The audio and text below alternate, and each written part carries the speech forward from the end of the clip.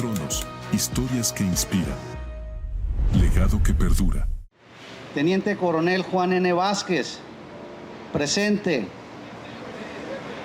Teniente Coronel Fortunato Tenorio, presente. Coronel Celso Vega, presente. Capitán segundo de Infantería Ricardo Pantoja López, presente. Subteniente Miguel Guerrero, presente. Francisco Cuevas, presente. José María Larroque, presente. Pastor Ramos, presente. Alfonso Padilla, presente. Miguel Mendoza, presente. Martín Mendoza, presente. Francisco Estudillo, presente. Andrés Arriola, presente. Lerdo González Romo, presente. Blasa Manrique de Marrón, presente. Alberto Rodríguez La Cachora, presente. Clemente Angulo, presente. Cecilio Garza, presente. Mercedes Ochoa, presente. Andrés Arzosa, presente. Juan Rocha, presente. Baltasar Áviles, presente. Pedro Mejía, presente. Antonio Macías, presente. Gustavo Montaño, presente. Horacio Sabín, presente. Adolfo Sabín, presente. Manuel Barbachano, presente. Enrique Aldrete, presente. Aurelio Vázquez, presente. Porfirio Cuevas, presente. Luis Álvarez, presente. Miguel Santa Cruz, presente. Salvador Arce, presente. Antonio Jamarillo, presente. José Torres, presente. Y muchos otros que quedaron en el anonimato. Así también, ya que están hoy aquí con nosotros, me gustaría pedirles guardar un minuto de silencio porque hace unos meses se nos fue un gran amigo y defensor del patrimonio histórico de nuestra ciudad, el licenciado Ricardo Fitch García, que siempre nos acompañaba año tras año en este evento.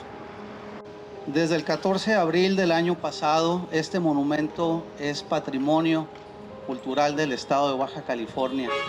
Este mausoleo donde se encuentran enterrados los restos del subteniente Miguel Guerrero en 1956, los restos del coronel Juan N. Vázquez en 1958, de Pastor Ramos en 1960, de José María Larroque en 1960, de Francisco Cuevas en 1960 y de Alfonso Padilla en el mismo año.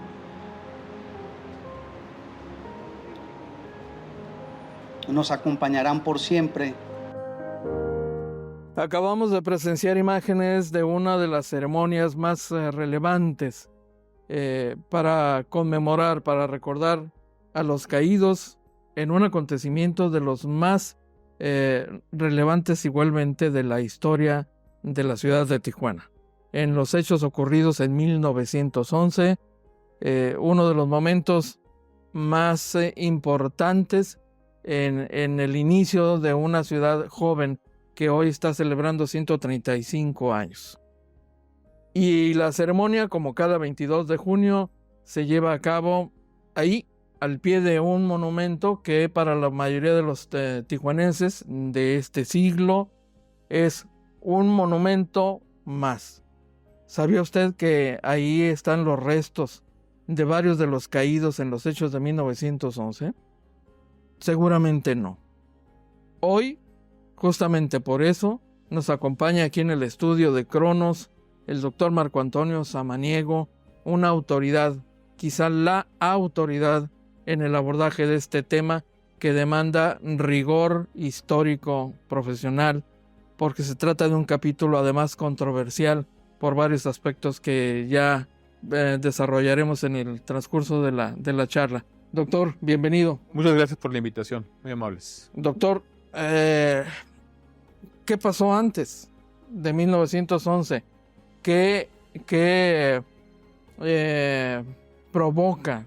¿Qué condiciones se dieron para que en junio de 1911 viviéramos en Baja California, no solo en Tijuana, un capítulo que cobró la vida de algunos residentes, de algunos habitantes de Baja California?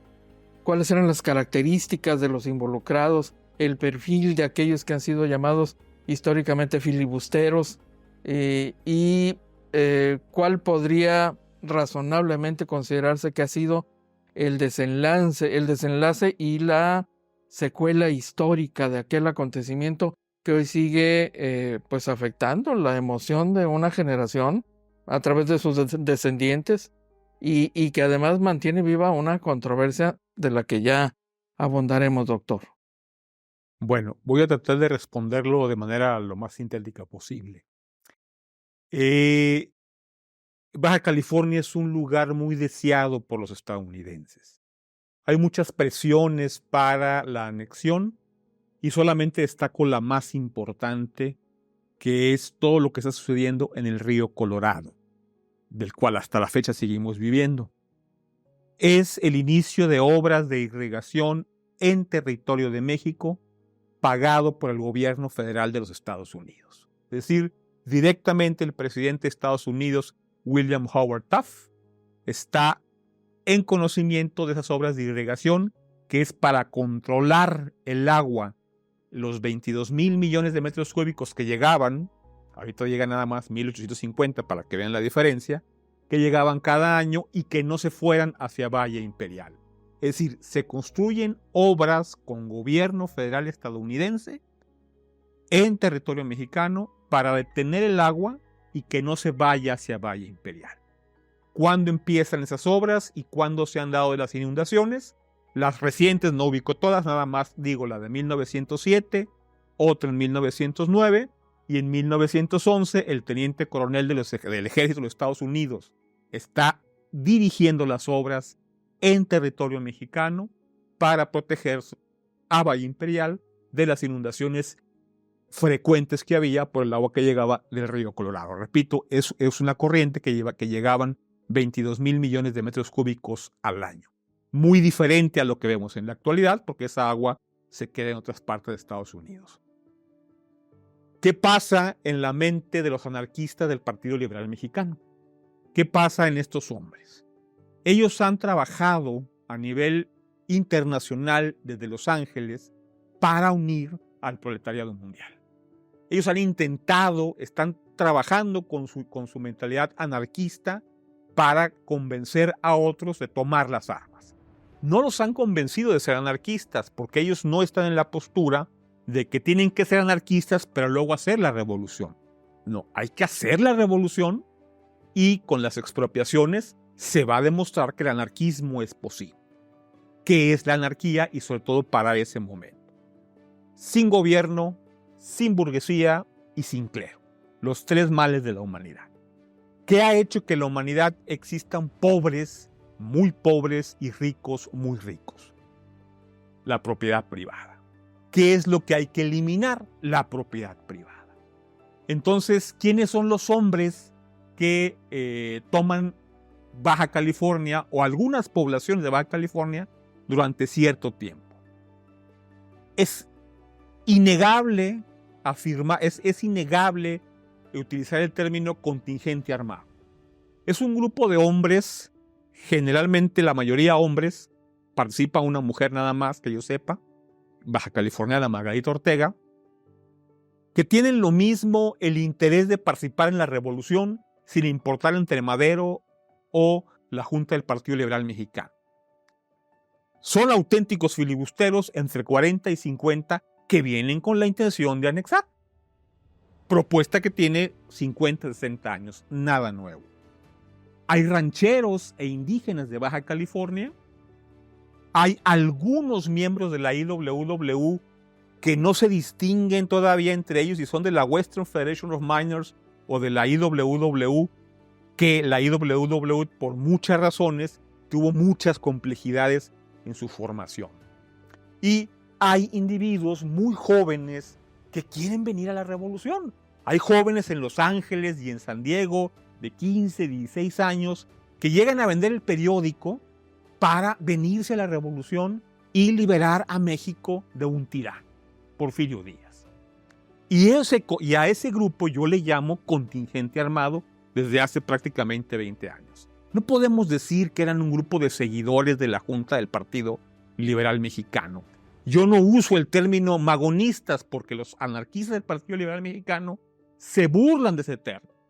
Ricardo Flores Magón dice, yo no soy magonista, no hay magonistas, los que nos hablan de magonistas son imbéciles, así lo dice Ricardo Flores Magón, ¿sí? Ese contingente armado no tuvo coherencia ni unidad y realmente muchos de ellos están respondiendo a un contexto de la revolución a nivel nacional. Es decir, muchos no saben que se trata de la Junta del Partido Liberal Mexicano y ven en Madero a su dirigente. Y de hecho van a terminar como maderistas.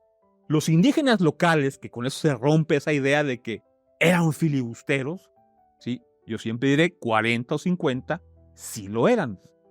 No puede ser que indígenas que nacieron aquí, quiliguas, paipais, cucapás, 30 quiliguas y paipais, 30 cucapás, sean filibusteros. O sea, que estén ligados con el gobierno de Estados Unidos para apoderarse de la Baja California. No es posible hacer esa afirmación. No en este caso. No. Por eso en la portada del libro Nacionalismo y Revolución, la foto que pongo es la de esos indígenas que estaban en Tijuana en mayo de 1911. O sea, es imposible llamar al conjunto filibusteros. Pero no podemos eliminar el contexto en que esto se da. Periódicos como el San Diego Sun, periódicos como el Calexico Daily Chronicle, periódicos como el Braille News, ¿sí? Están pugnando por apoyar al grupo armado y luego lo dicen claramente. Digamos que los primeros meses cuando están en Mexicali no lo afirman, pero cuando ven que ya el grupo se está desarmando, bueno, siempre se estuvo desarmando, pero bueno, ya para abril, cuando ven que está desarmando, ahí abiertamente lo dicen. Tenemos que apoyar a estos hombres armados porque es nuestra oportunidad de quedarnos con la Baja California, pero sobre todo con la parte que más nos interesa, que es la vuelta del río Colorado que pasa hacia el territorio mexicano y luego regresa hacia Estados Unidos. Esa parte es la que les interesa a ellos. Los de Arizona, por su parte, también están muy interesados, pero porque ellos quieren una salida al mar. Y también están interesados, pero ellos están interesados en una parte de Sonora, sobre todo la parte que hoy sería San Luis Río Colorado y pues, hasta Puerto Peñasco, por decirlo menos, ¿no? Entonces hay este conjunto de intereses anexionistas por parte de empresarios, por parte de políticos, y hay otros grupos muy fuertes también que no quieren la anexión. ¿Por qué? Porque sus inversiones están en San Diego, sus inversiones están en el Valle de Mexicali, la Colorado Riverland no quiere la anexión. ¿Por qué? Pues sus tierras están del lado mexicano y en Estados Unidos no podrían tener esa cantidad de hectáreas que tienen en el lado mexicano. O sea, sería imposible en términos legales. Por eso se van a confrontar los periódicos y por eso van a surgir varias versiones desde 1911. ¿Cuál es la versión que ha quedado o que quedó en la gente de Baja California, en la gran mayoría, que evidentemente son filibusteros? ¿Por qué?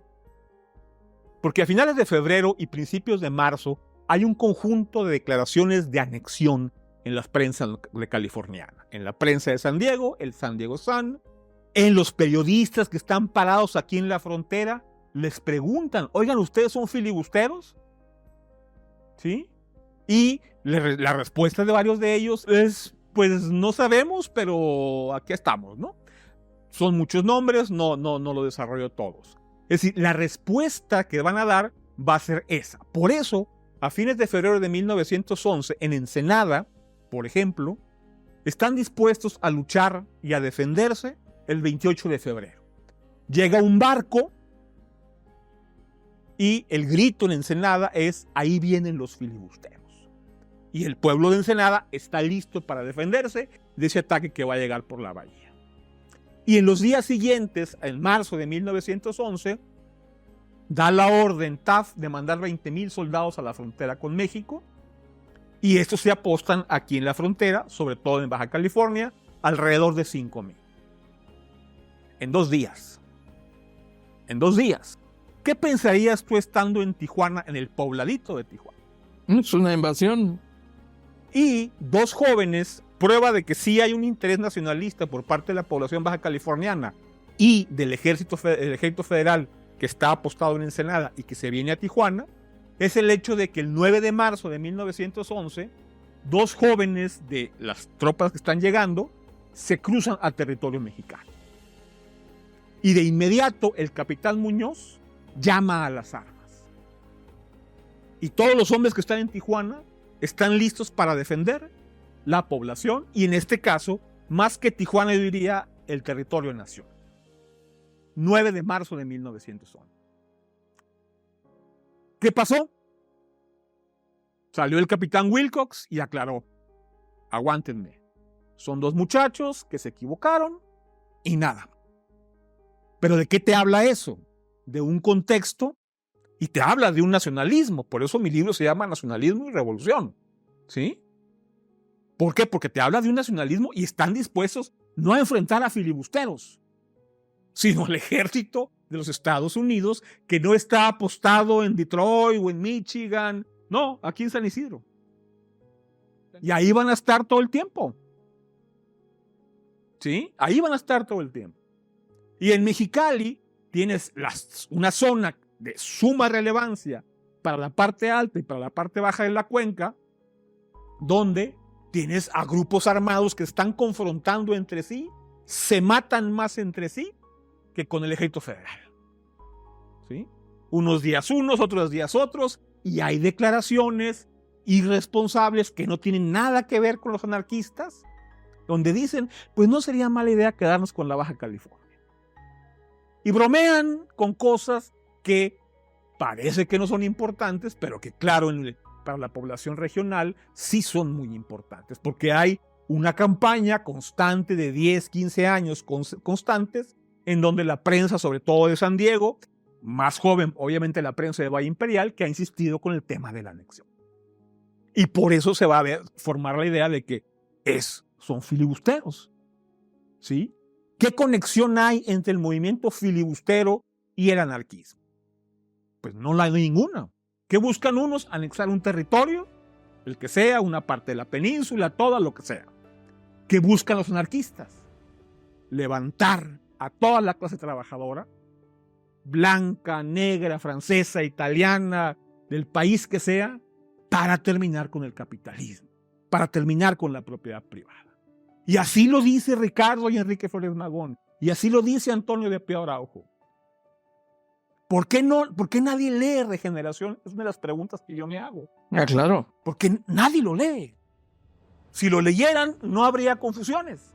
Por supuesto. ¿Sí? No habría. Ahí Ricardo Flores Magón claramente dice, el que escribió el programa del Partido Liberal Mexicano es Juan Saravia. Y Ricardo Flores Magón escribe y le escribe a anarquistas españoles, sobre todo uno que está en Paterson, le dice, es el momento que se vengan todos los anarquistas italianos y españoles a poblar la Baja California. Y lo escribe Ricardo Flores Magón. Que se vengan los italianos y los anarquistas españoles para que nos enseñen a vivir el anarquismo. Y se vienen, la respuesta es sí. Se vienen 50 italianos de Paterson, de Kansas, de San Francisco. ¿Y qué particularidad o por qué destaco anarquistas? Porque son delincuentes para el sistema judicial norteamericano. El anarquismo es perseguido a nivel mundial. Han matado presidentes, han matado primeros ministros, han matado princesas, han matado reyes. En Estados Unidos mataron a un presidente, William McKinley, en 1900. ¿Sí? Es decir, eso es el anarquismo. Por eso, tierra y libertad, para irme con un concepto clave para la historia mexicana, no es reparto agrario. Tierra y libertad es tomar la tierra. Tomar tierra, agua, bosques, fábricas, talleres, buques, puertos. ¿Por qué? Porque la clase trabajadora es la verdadera que ha trabajado y por tanto se va a cumplir el ideal anarquista, sin gobiernos, sin burguesía, sin el clero mentiroso que te ha dicho que hay algo allá en algún lado del cielo. Uh-huh. No hay nada de eso. Tienes una sola oportunidad como clase trabajadora y es ahorita, es en este momento. ¿Hay conexión? Sí la hay, porque no tienes por qué saber qué es anarquismo, sino vivirlo. ¿Cómo lo vas a vivir? Cuando tomes las armas y empieces a expropiar. Y ahí te vas a dar cuenta que con la expropiación van a venir todas las cosas buenas. Se va a repartir todo por igual. La bondad del ser humano va a surgir y nadie va a querer tener dinero.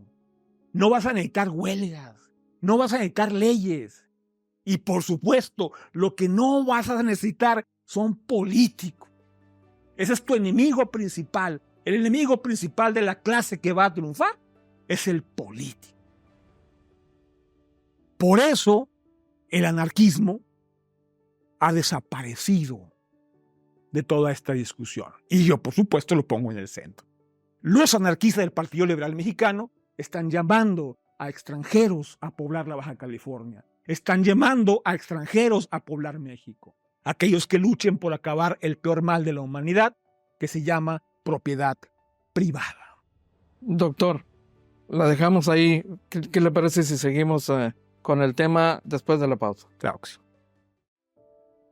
Continuamos. Seguimos charlando con el doctor Marco Antonio Samaniego sobre este capítulo extraordinario de la vida de Tijuana, ocurrido a principios del siglo pasado. Doctor, claramente ahí hay un caldo de cultivo, hay una coincidencia de intereses diversos que no necesariamente tienen una paternidad muy específica como el anarquismo, que hay intereses diversos de varias gentes, incluso hasta de gobierno. Si pensamos en esta decisión del gobierno norteamericano de enviar tropas aquí a la puerta de nuestra casa, ¿no?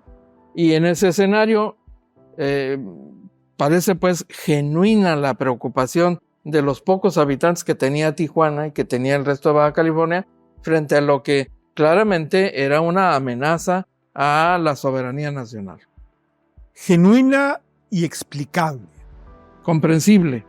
Totalmente. Dos cañoneros entran a la bahía de Ensenada, el Truxtun y el Yorktown. ¿Sí? ¿Qué pensó la gente de Ensenada en marzo de 1911?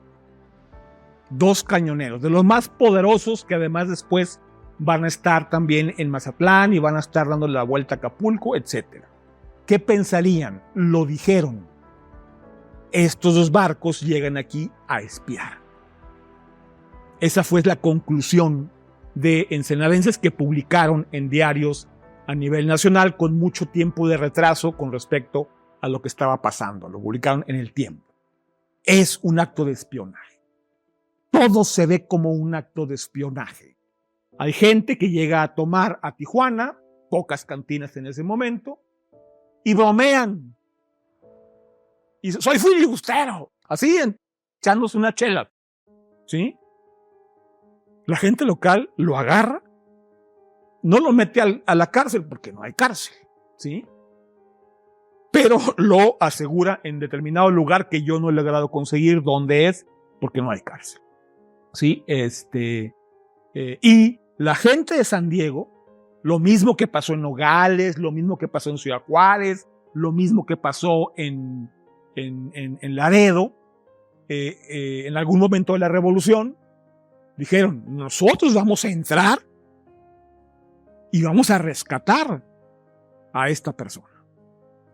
Y lo que hacen en Tijuana es que lo mandan a Ensenada, y allá en Ensenada, allá sí había cárcel, ahí lo dejan alrededor de un mes. Entonces, hay más o menos un mes de tensión entre sandieguinos, locales, rancheros, de vamos a entrar a Tijuana y rescatar a un estadounidense. Que él volvió, repito, pasó en Nogales, pasó en Ciudad Juárez, pasó varias veces durante la revolución. Por supuesto que además hay declaraciones abiertas por parte de empresarios que dicen, este es el momento de anexar.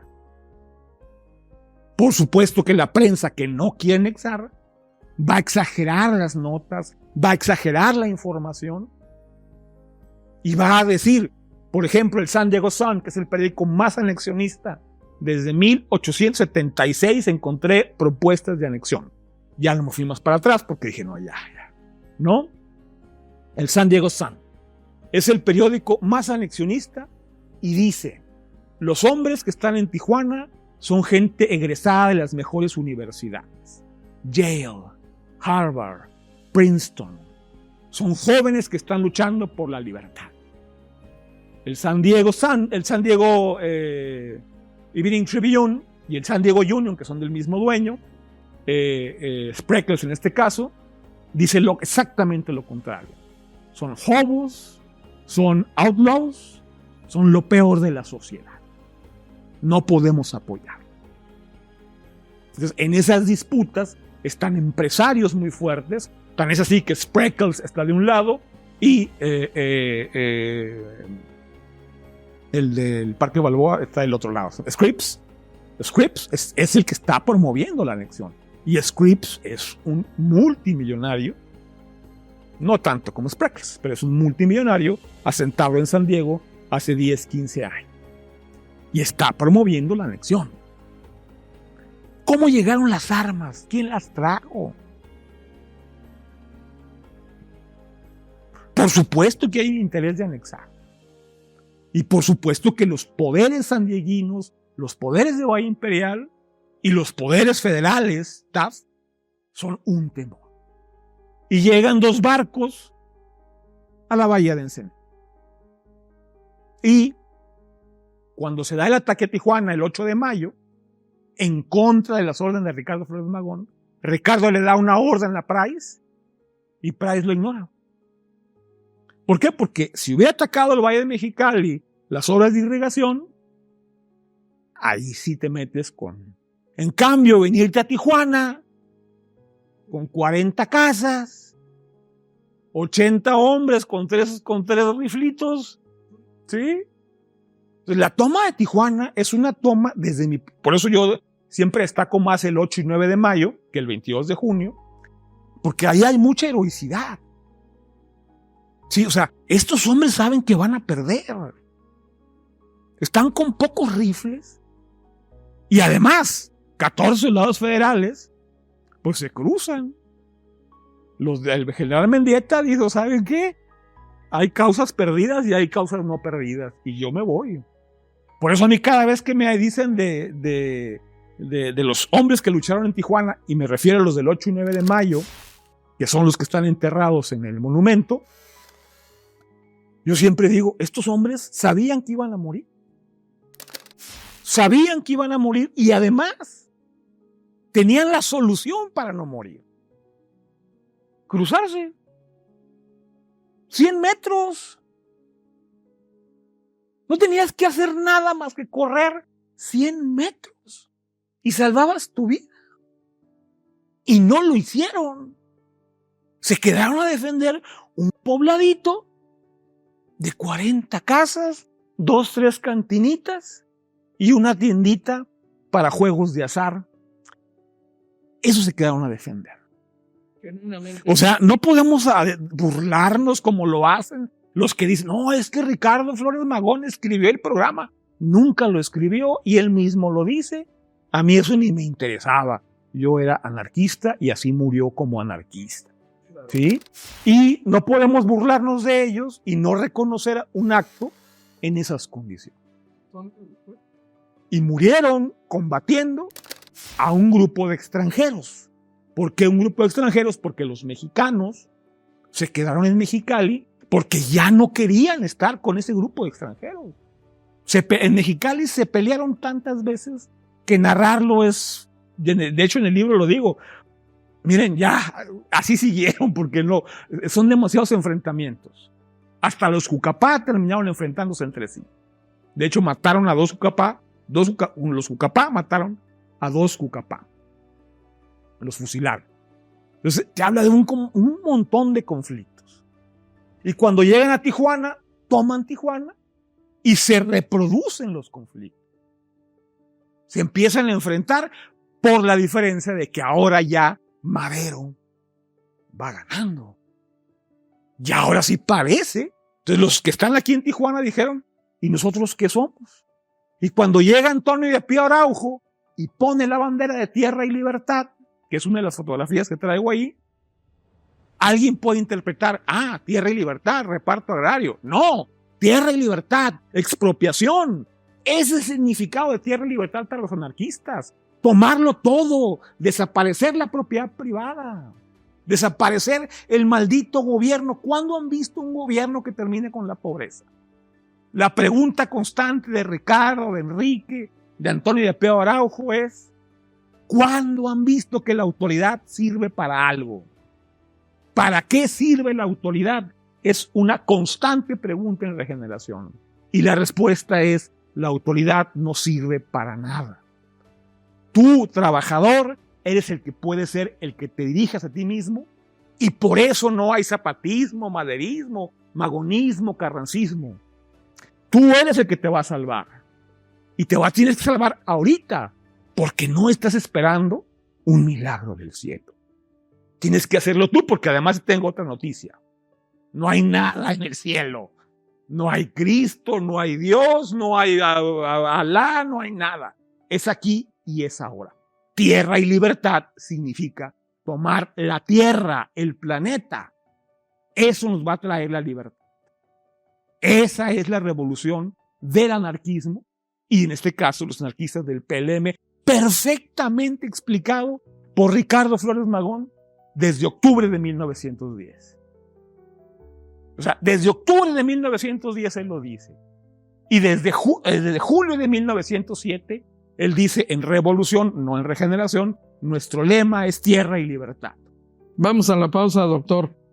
Ese es un tema extraordinario. Vamos a traer esa etapa después de la pausa. Muy bien. No te pierdas ningún detalle de nuestras emocionantes aventuras en Cronos. Síguenos en nuestras redes sociales Cronos MX para estar al tanto de todas nuestras actualizaciones y contenido exclusivo. Recuerda que cada sábado, a partir de las 5 de la tarde, estrenamos un nuevo capítulo en nuestro canal de YouTube. No te lo puedes perder. Suscríbete y activa las notificaciones para ser el primero en disfrutar de cada nuevo episodio. Únete a nuestra comunidad y sé parte de la historia de Cronos. Continuamos. Estamos de regreso charlando con el doctor Marco Antonio Samaniego sobre este capítulo extraordinario, visto más de un siglo después, por supuesto. Hay diferencias notables, notorias de aquella Tijuana, en donde los pocos habitantes sentían genuinamente que estaban defendiendo a su patria de un ataque a la soberanía nacional, y conscientes de eso, lucharon y perdieron la vida sabiendo que la tenían perdida. No había posibilidades de victoria, eran muy pocos, podían haberse salvado y se quedaron a defenderlas. ¿Cuántos pierden la vida en esa? Entre 14 y 20, ahorita no me acuerdo el número. Más o menos. 14 y 20. Tampoco son así. Además, no eran tantos, pues, o sea. No, claro. No eran tantos, ¿no? Eran pocos habitantes además. Habitantes. No, pero además, la mayoría que pierde la vida son soldados del Ejército Federal. ¿Sí? Aunque a quienes se destaca es a los pobladores, a José María Larroque, a Pastor Ramos, etcétera, ¿no? A los civiles. Ajá, a los civiles. ¿Por qué? Porque si metes a los soldados porfiristas, pues entonces como que como que no te van a reconocer porque pues eran porfiristas, ¿no? El único que se ha salvado ahí, Teniente Guerrero, subteniente en ese momento, un joven de 20 años que mata a Sam Wood en un evento acá cerca de lo que ahorita es la presa, y después salva a la vida de 2 norteamericanos a la vista de todos, y después él va a ser considerado héroe. Pero ¿cuál es la diferencia? Yo no digo que los demás, ni que no haya sido, pero digo, ¿por qué se destaca él? Porque él se pasa del lado de Carranza en 1913 y de hecho muere luchando del lado de Carranza en 1914. Eso hace que la visión sobre él también se vea, y pues el parque más importante y más conocido de la ciudad lleve su nombre. O sea, también hay un juego de memorias y de nombres, ¿no?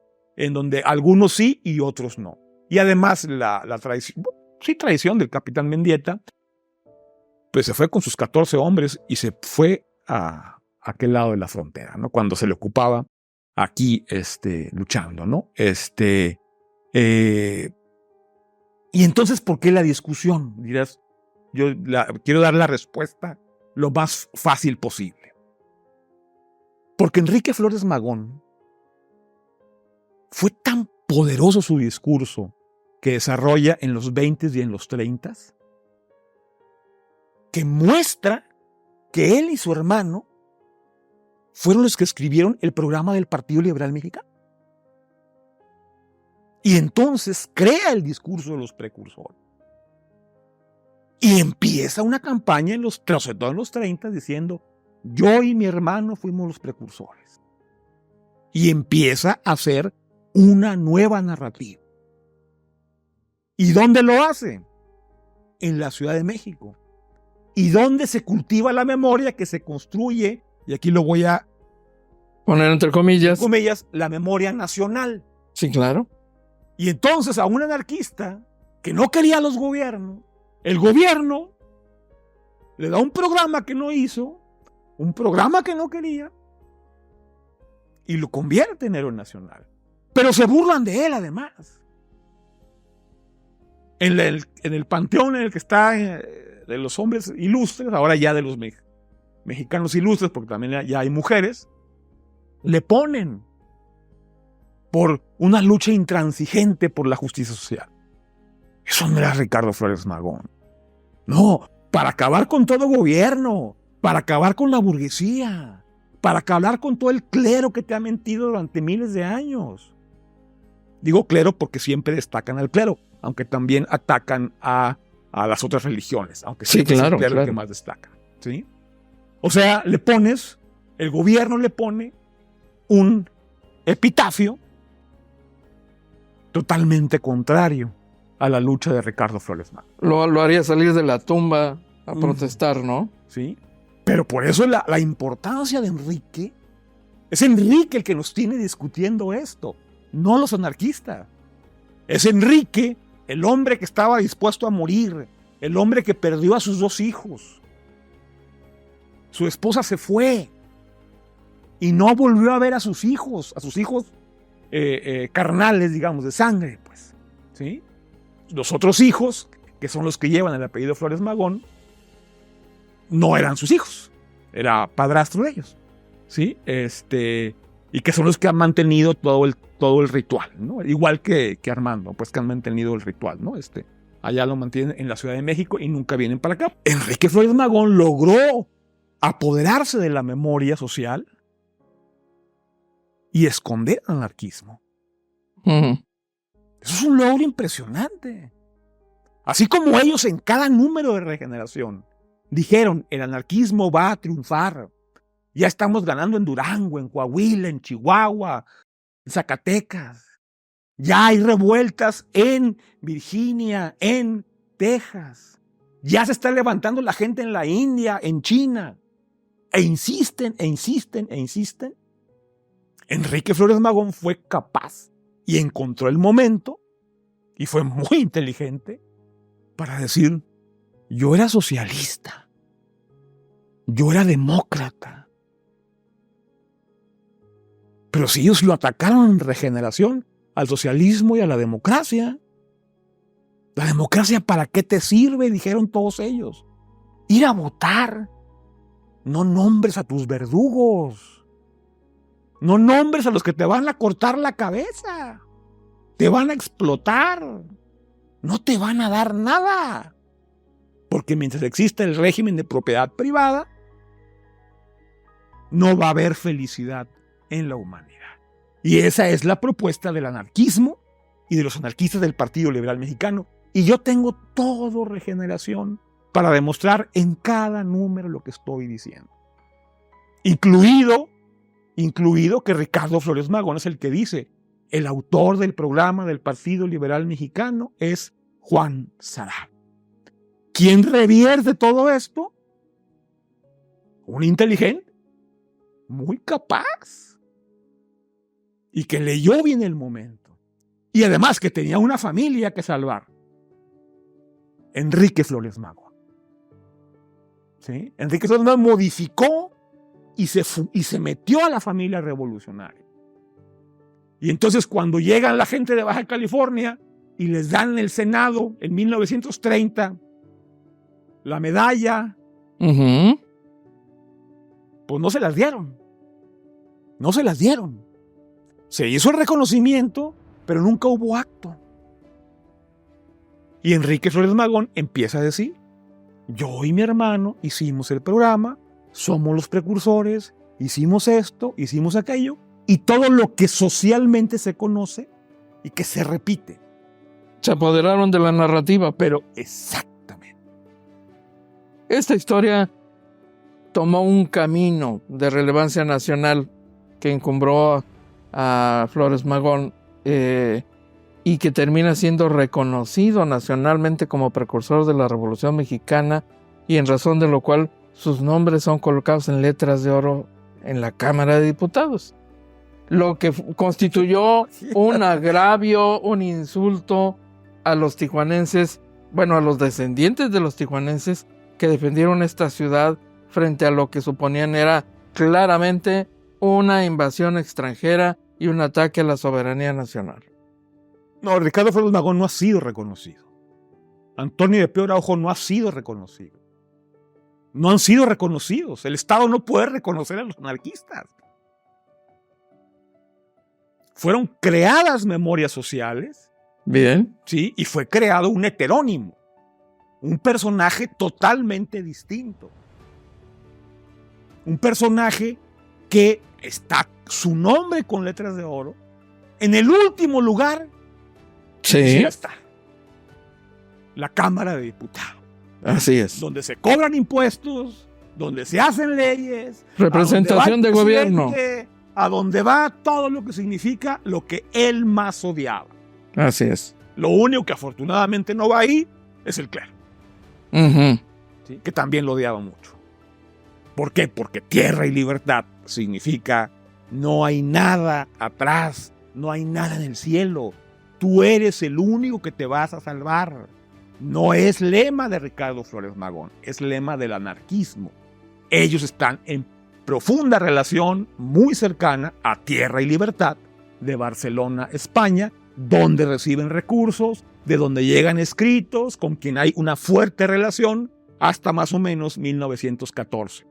Ya después se pierde esa relación y la relación se establece más fuerte, sobre todo con en San Francisco, con quien siempre se relacionaron, con Emma Goldman sobre todo, y la publicación The Blast, ¿sí?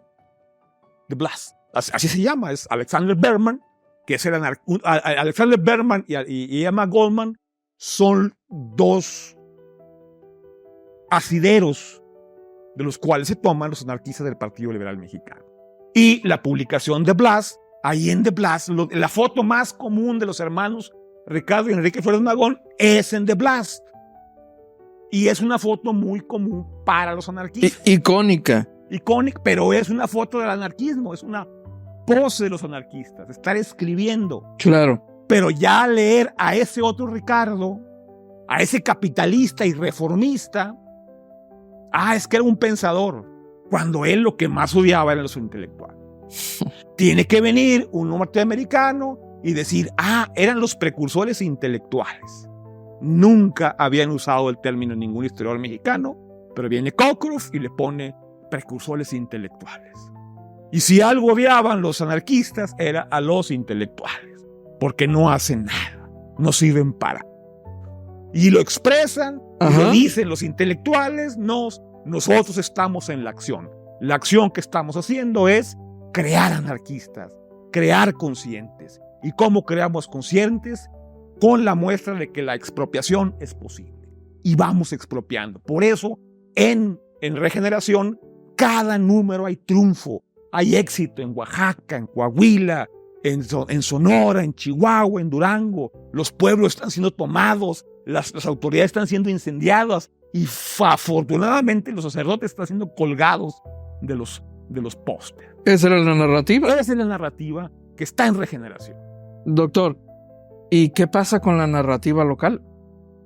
Porque ese movimiento sigue otro rumbo y aquí se quedan los muertos y se queda una comunidad dolida, resentida y en tiempos más recientes agraviada porque siente que su esfuerzo, la lucha de sus antepasados se ha perdido en esta competencia de narrativas y en un discurso político que parece olvidarlos. Sí parece olvidarlos porque su narrativa tiene muchos errores.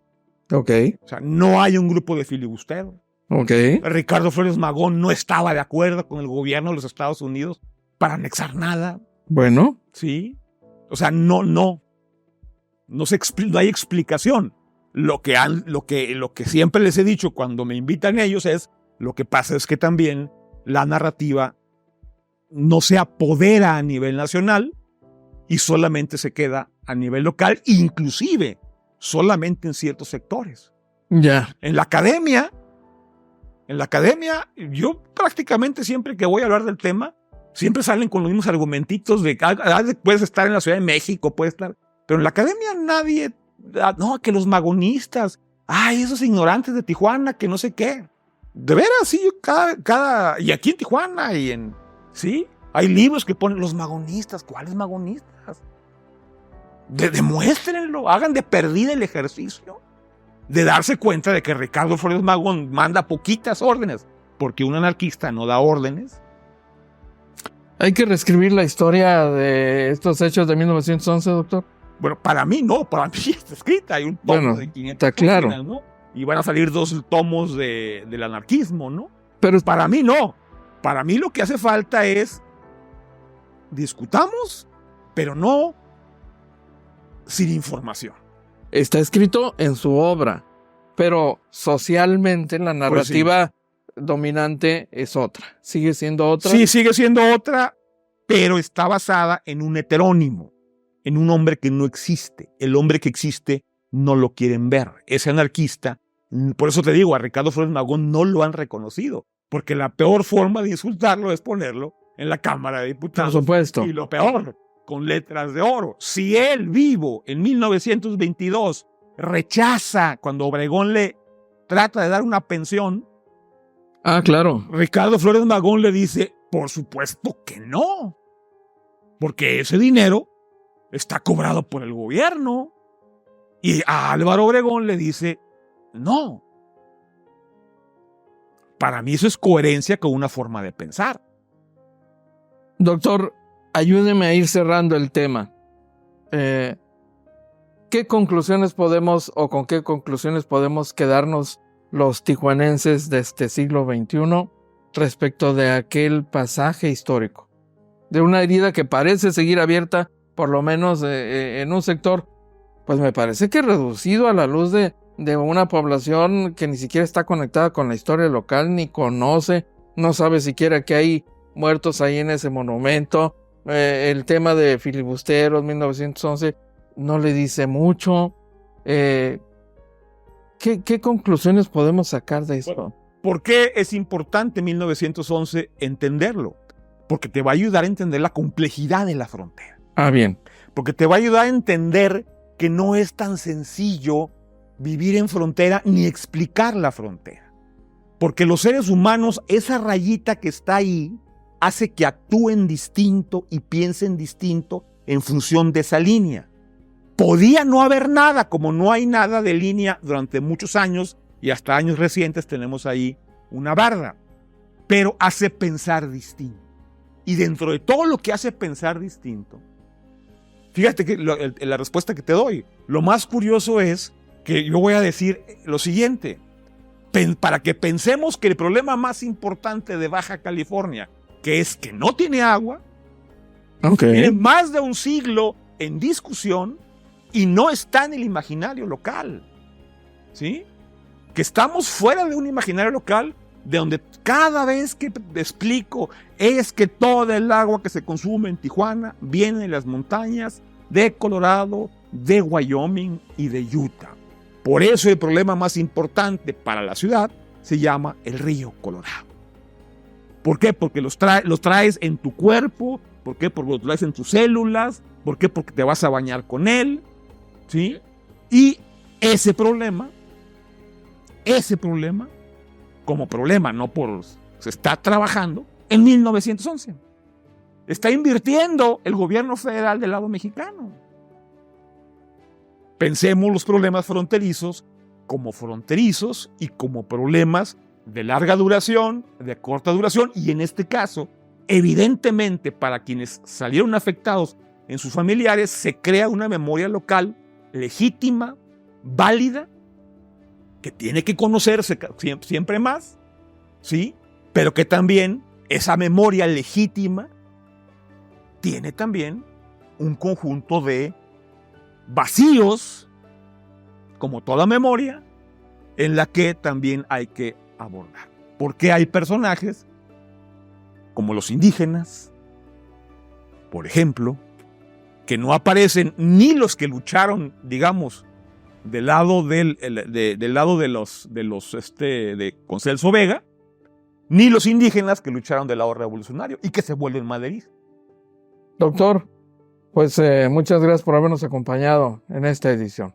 Contrario, muchas gracias por la invitación. Un placer. Y a ustedes gracias por acompañarnos.